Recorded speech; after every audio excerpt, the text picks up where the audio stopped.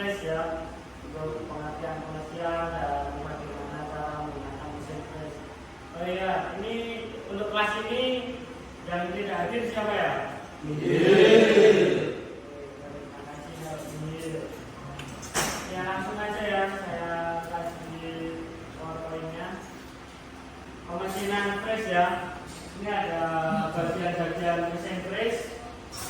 Itu ada milling head, ada spindle, ada panel kontrol, eretan, meja mesin, segel, terus ada otomatis pemakanan, ada lutut, alas mesin, kolom mesin, lampu, ram, dan motor penggerak ya. Nah, kemudian pengertian mesin press. Mesin press adalah mesin perkakas yang digunakan untuk mengerjakan atau menyelesaikan suatu benda kerja dengan menggunakan pisau press atau cutter sebagai pahat penyayat yang berputar pada sumbu mesin. Dan ada jenis-jenis mesin press. Seperti ini mesin press horizontal ya. Di SMK ini ada beberapa jenis mesin press ya. Kalau yang itu universal, bisa dibikin horizontal sama vertikal. Dan ini ada mesin press vertikal. Poros utamanya mesin press ini tegak. Terus posisi kepala didirikan ke kiri dan ke kanan maksimal 60 derajat. Dapat mengerjakan permukaan bersudut datar, beralur, melubang, dan dapat mengerjakan permukaan melingkar atau berat. Ya, kemudian ada ini mesin press universal seperti yang di SMK ini ya. Gabungan dari mesin press horizontal dan vertikal dapat mengerjakan pengepresan muka dasar, spiral, roda gigi, pengeboran dan rimmer serta pembuatan alur luar dan alur dalam. Dan ada press jari. Pahat pada proses press jari biasanya berputar pada sumbu yang tegak lurus di permukaan benda kerja.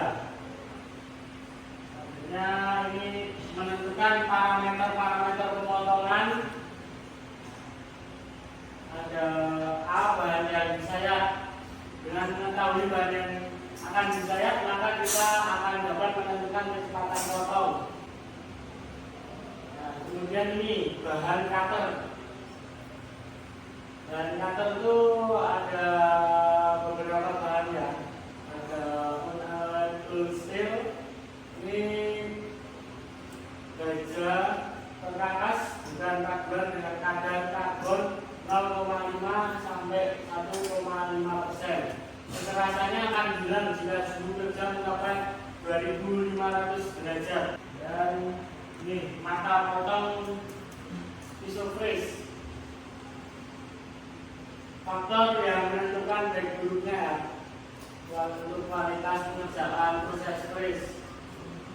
Itu terus ada putaran sumbu utama.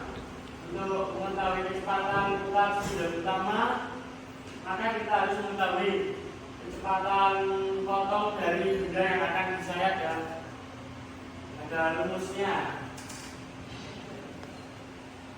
Rumusnya N sama dengan VC kali 1000 per PB. Kemudian keterangannya ada N putaran sumbu utama, kemudian VC kecepatan potong, dan D diameter. Nah, terus ini ada cutternya ya, jenis-jenis cutter ya. Yang ini cutter mantel. Seperti ini ya. Kemudian ada cutter alur. Digunakan membuat alur ya pada batang atau permukaan benda yang lain. Dan ada cutter modul. Ini satu set terdapat 8 buah. Cutter ini dipakai untuk membuat roda gigi biasanya. Dan ada cutter radius cekung. Cutter ini dipakai untuk membuat benda kerja yang bentuknya memiliki radius dalam atau cekung ya. Nah, ini radius cekung. dipakai untuk membuat benda kerja yang bentuknya memiliki radius dalam atau cekung sama terus dan bisa. Yang cutter alur T digunakan untuk buat apa ya, alur yang di bawah itu biasanya. Yang ada cutter ekor burung. Cutter ini dipakai untuk membuat alur ekor burung. Cutter ini sudut kemiringannya terletak pada sudut-sudut istimewa, yaitu 30, 45, 60. Kemudian ada cutter anil yang sering kalian pakai, yaitu cutter anil ya. Cutter ini ukurannya bervariasi dari yang kecil hingga yang besar. Biasanya dipakai buat membentuk alur pasak, dan ini hanya dapat dipasang pada mesin press vertikal. Dan ini langkah-langkah pengoperasian mesin press. Biasanya mempelajari gambar kerja untuk menentukan langkah kerja yang efektif dan efisien. Biasanya ada job sheet yang dikasih sama guru, biasanya dipelajari dulu biasanya ukurannya. Terus menentukan karakteristik bahan yang akan dikerjakan. Biasanya kalian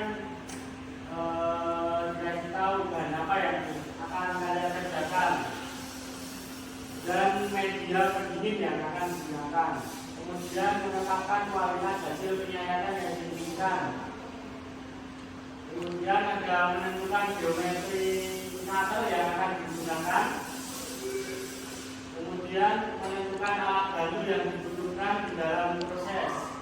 Dan menentukan strategi pengganti apabila kendati adanya pekerjaan khusus. Kemudian menentukan parameter-parameter pemotongan yang berpengaruh dalam proses pekerjaan. Itu biasanya kecepatan memotong, kecepatan sayap, kedalaman pemakanan, dan waktu pemotongan. Nah, ini udah sampai paham atau ada yang bisa ditanyakan? Sudah? Apa? Cutter cekung biasanya dipakai di mesin press yang horizontal. Kalau di vertikal, tadi enggak boleh. Bermasak tidak ada. Biasanya di mesin press horizontal. Untuk pemakanan seperti